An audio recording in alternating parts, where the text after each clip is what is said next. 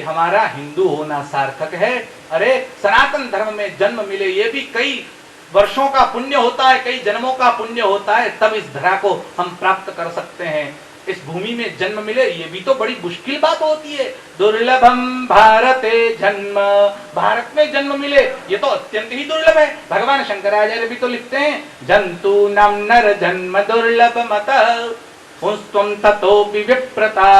एक तो जनता नाम नर जन्म दुर्लभ, जंतुओं में भी मनुष्य का जन्म नहीं मिलता। जंतु नाम नर जन्म दुर्लभ मतः पुंस्त्वं ततोपि विप्रता, उसमें भी पुरुष, उसमें भी ब्राह्मण का शरीर मिले ये तो अत्यंत दुर्लभ है। हमारे पास सब कुछ मिल जाए, लेकिन ये सब होते हुए भी अगर हम भारत भूमि में पैदा नहीं होते तो भी निरर्थक है। बाकी सारी भूमि भोग भूमि है, भारत ही धर्म और कर्म की भूमि है। आपने शायद अभी तो उनका शरीर बहुत अस्वस्थ है और न उनकी कोई न्यूज है, अटल बिहारी वाजपेयी का नाम सुना है। और वाजपेयी जी ने भारत भूमि का बहुत सुंदर वर्णन किया।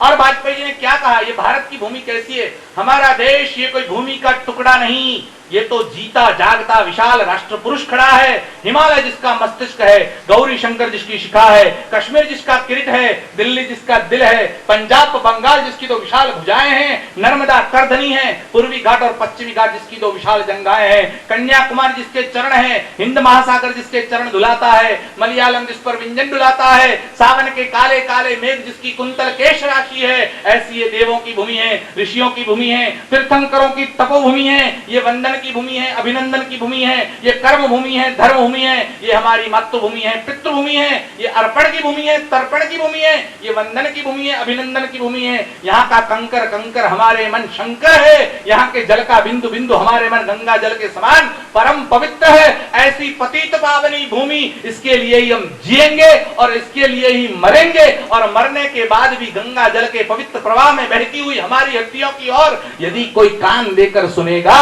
तो उस हड्डियों में से भी यही आवाज सुनाई देगी, भारत माता की।